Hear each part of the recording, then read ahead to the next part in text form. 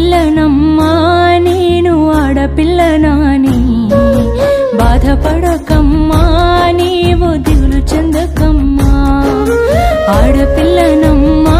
నేను ఆడపిల్లనాని బాధపడక